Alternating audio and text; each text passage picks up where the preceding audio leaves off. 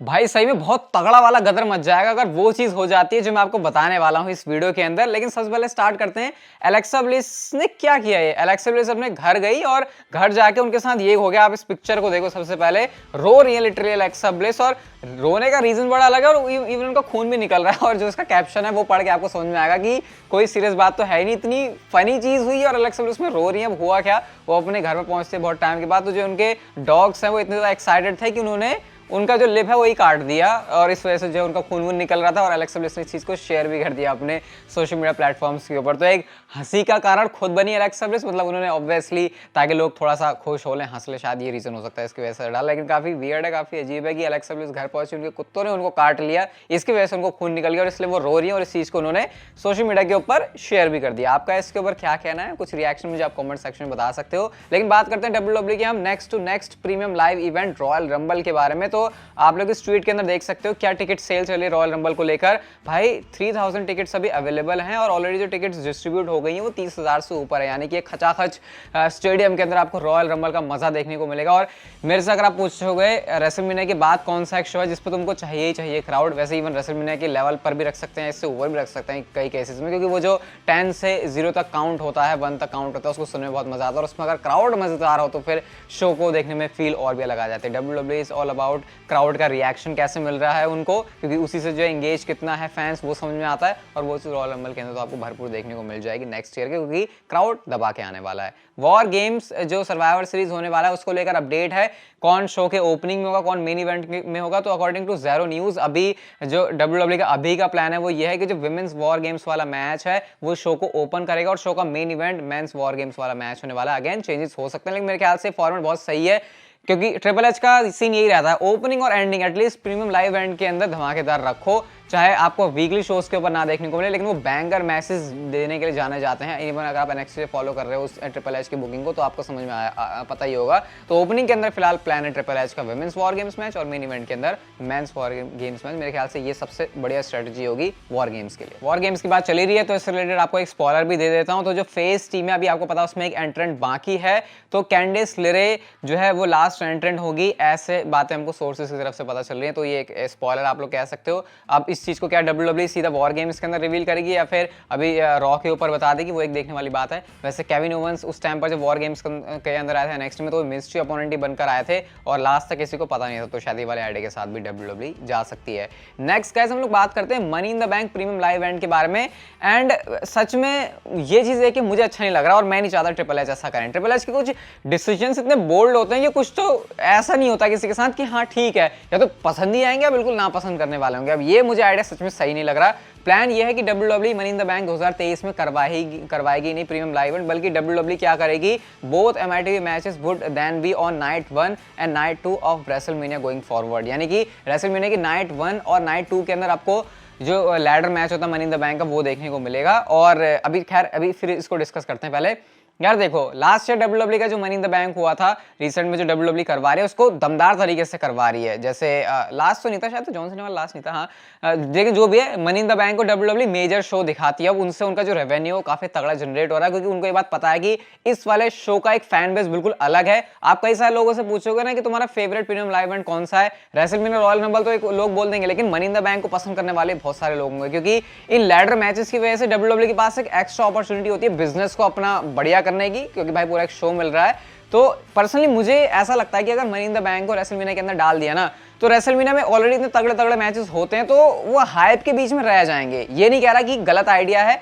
लेकिन अगर उसको तुम प्रीमियम लाइव इवेंट के अंदर अलग से रखते हो तो शायद उसके ऊपर ज्यादा आई बॉल्स आएंगे, ज्यादा अटेंशन आएंगे, और शायद उस वजह से फिर जो money in the bank ladder matches के विनर हैं उनको भी ज्यादा वैल्यू मिलेगी। क्योंकि भाई शो हेडलाइन करता है, जब शो चल रहा है तो हेडलाइन में ही हमको पता है जो मेंस लैडर मैच वो देखने को मिलता है, बाकी विमेंस लैडर मैच ओपनिंग में ऐसे करके डब्ल्यूडब्ल्यूई कर सकते हो। तो मेरे को पर्सनली इतना पसंद नहीं आ रहा है आइडिया कि वैसे पहले जब स्टार्ट हुआ था ना, आपको पता होगा मनी इन द बैंक, तो रेसलमेनिया से हुआ था, कोई अलग से इसका डेडिकेटेड प्रीमियम लाइव नहीं हुआ करता था। और साथ में रिपोर्ट ये भी है कि एलए नाइट जो है काफी तगड़े कंटेंडर माने जा रहे हैं मनी इन द बैंक का ब्रीफकेस जीतने के लिए। तो ये फिलहाल रिपोर्ट है, बाकी आप क्या चाहोगे मनी इन द बैंक की डायरेक्शन अगले साल के लिए क्या होनी चाहिए, मुझे आप लोग कमेंट सेक्शन में बता सकते हो। स्टोन कोल्ड स्टीव ऑस्टिन के बारे में मैंने आपको बहुत तगड़ी रिपोर्ट दी है कि भाई ये बंदा आपको रेसलमेनिया के अंदर देखने को मिल सकता है इन रिंग एक्शन के अंदर। तो रिपोर्ट ये है स्टोन कोल्ड के बारे में कि जो चीजें हैं वो बहुत ही इंटरनली रखी जा रही है, इसको सीक्रेट रखा जा रहा है बहुत तगड़ा वाला स्टोन कोल्ड जो रेसलमेनिया 39 के अंदर करेंगे।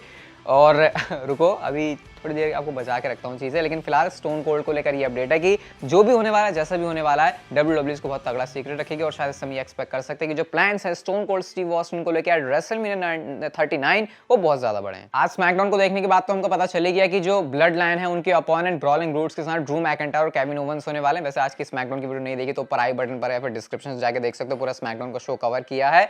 तो आप लोग ये पोस्टर देख सकते हो, ये ग्राफिक देख सकते हो जो कि WWE ने निकाला है। रोमन रेंस एंड शेमस यहाँ पे आगे खड़े हुए, मतलब कि लीड कर रहे हैं ब्रॉलिंग ब्रूट्स को, क्लियरली पता लग रहा है। शेमस मुझे देख के अच्छा लगा कि शेमस को भी जो है इसमें आगे रखा गया है, क्योंकि ड्रू मैकिंटायर ऑलरेडी एक काफी एस्टैब्लिश नेम है, लेकिन बावजूद इसके शेमस को देख के अच्छा लग रहा है। और बाकी पीछे जो है सोलो सिकोवा, उधर तो पूरी ब्लड लाइन है और उधर जो है ब्रॉलिंग ब्रूट्स है। मस्त लग रहा है वैसे और बढ़िया लग रहा है वैसे। ग्राफिक में WWE ने सर्वाइवर सीरीज वॉर गेम से बहुत सही काम किया है। अगली चीज की हम बात करते हैं तो आज स्मैकडाउन के खत्म होने के बाद केविन ओवेंस एक्शन में थे। अब इससे ये बात पूरी तरीके से क्लियर है कि केविन ओवेंस फिट हो चुके हैं। मैंने आपसे कहा था कि 4-5 हफ्ते लग सकते हैं केविन ओवेंस की एमसीएल को रिपेयर होने के लिए। फिर मैंने आपसे ये भी कहा था कि अगर ऐसा है तो शायद WWE अभी से केविन ओवेंस को बुक करे, कि वो एक्सपेक्ट करे कि सर्वाइवर सीरीज में जाने जाता केविन ओवेंस फिट हो जाएंगे, लेकिन उतना भी वेट करने की जरूरत नहीं है क्योंकि केविन ओवेंस ऑलरेडी फिट हैं। उनका स्मैकडाउन खत्म होने के बाद डार्क मैच में मेन इवेंट था अगेंस्ट ऑस्टिन थियरी। तो ये जो मैच है वो होता है स्मैकडाउन के में, मतलब जब ऑब्वियसली हम लोगों के लिए था, वहाँ डार्क में था। तो इससे बात क्लियर है कि केविन ओवेंस एकदम फिट एंड फाइन है और आपको वो सर्वाइवर सीरीज वॉर गेम्स के अंदर तगड़े एक्शन में देखने को मिल जाएंगे। अगले स्मैकडाउन के एडिशन के लिए भाई बहुत सही सही चीजें हो गई हैं। Shotzi Blackheart and Raquel Rodriguez versus Ronda Rousey and Shayna Baszler का मैच होगा। मुझे विमेंस डिवीजन में इस मैच को देखने के लिए इंटरेस्ट आ रहा है और बहुत तगड़ा मैच है ये जो नेक्स्ट मैच को बता रहा हूँ। एडवांटेज मैच है ये सर्वाइवर सीरीज वॉर गेम्स में लेने के लिए, Drew McIntyre and Sheamus versus Usos. अब ये क्या है, सर्वाइवर सीरीज वॉर गेम्स का रूल आपको पता है कि सबसे पहले 2 बंदे एंटर करेंगे, उसके बाद 5 मिनट के बाद अगला बंदा कौन सी टीम का एंटर करेगा वो डिटरमाइन होगा इस मैच से। जैसे अगर ड्रू और शेमस के टीम जीते तो फिर उनमें से कोई बंदा पहले जाएगा, तो ताकि नंबर्स गेम वाली सिचुएशन हमेशा अपोनेंट वाली टीम के साथ रहे। जैसे अगर ड्रू शेमस जीत गए तो फिर अगर मान लो पहले शेमस गए तो ड्रू मैकिंटायर आ जाएंगे, तो ब्लड लाइन का एक बंदा रहेगा और उसकी ठोकाई अच्छे से हो जाएगी। और सेम जो है केस ब्लड लाइन में भी है। तो ये एडवांटेज मैच के ऊपर निगाहें बहुत ज्यादा रहेंगी। इंप्लीकेशन वाले मैचेस पर्सनली मुझे बहुत ज्यादा पसंद आते हैं। और गाइस आज की नेक्स्ट एंड फाइनल स्टोरी की बात करते हैं। वो बड़ा एक्साइटेड हूँ मैं आपको ये बता के, क्योंकि अचानक से ये क्या हुआ। अब मैंने आपको थोड़ी देर पहले बताया स्टोन कोल्ड को लेकर जो WWE के प्लान्स है उसको बहुत ज्यादा सीक्रेट रख रहे हैं।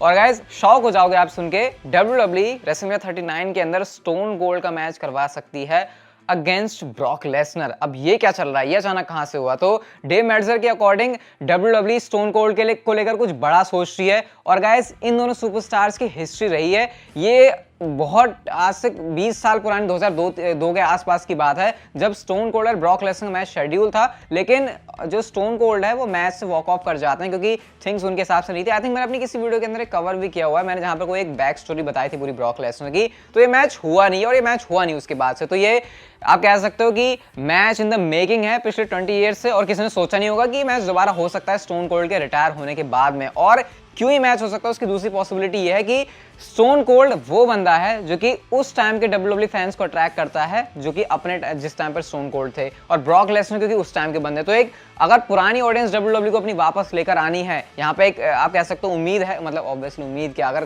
जो पुराना WWE देख रहा है और उसने WWE देखनी छोड़ दिया और अगर उसको ये पता चले स्टोन कोल्ड ब्रॉक लेसनर का मैच है, तो ऐसा कोई पॉसिबिलिटी नहीं है कि वो ना देखने आए, वो भी रेसलमेनिया के अंदर। तो फिर इस तरीके से ब्रॉक लेसनर भी एक ऑप्शन है स्टोन कोल्ड के लिए एट रेसलमेनिया 39। वैसे तो आपको पता है ब्रॉक लेसनर के बारे में हमको ये पता है कि वो अगेंस्ट जा सकते हैं बॉबी लैशली, बट अगर स्टोन कोल्ड वाला प्लान है तो फिर शायद ये भी एक तगड़ी डायरेक्शन हो सकती है। अब आप इसको ऐसे मत लेना कि भाई ब्रॉक लेसनर तो बड़ा तगड़ा है, स्टोन कोल्ड क्या ही कर लेगा, ये उस वे में बिल्कुल भी नहीं है। ये इस वे में है कि क्योंकि ये मैच पहले होना था, अभी हुआ नहीं है, और शायद एक पूरे बिजनेस मॉडल के हिसाब से देखा जाए तो ये जाइगेंटिक किस्म का मैच हो सकता है अगर किसी तरीके से WWE इसको जो है टेबल के ऊपर लेकर आ पाती है, और अगर ये चीजें जो है अग्री हो जाती हैं, फिर WWE के अंदर जो क्रिएटिव लोग हैं, ट्रिपल एच जो हैं, ये सारे किसी एक निष्कर्ष पर पहुंचते हैं, तो फिर मस्त हो सकता है, मजा आ सकता है। रेसलिंग वाइज मैं नहीं कह रहा कि कोई तगड़ा मैच होगा, लेकिन एक अगर आप पेपर्स पर देखो तो मैच बहुत ज्यादा जानदार लगता है। बाकी आपके इसके ऊपर क्या थॉट है मुझे बताना आप लोग कमेंट सेक्शन में। स्मैकडाउन की वीडियो जाके देख लो नीचे डिस्क्रिप्शन से। ये वीडियो अच्छी लगी तो like share subscribe notification bell को ऑन कर दो, एंड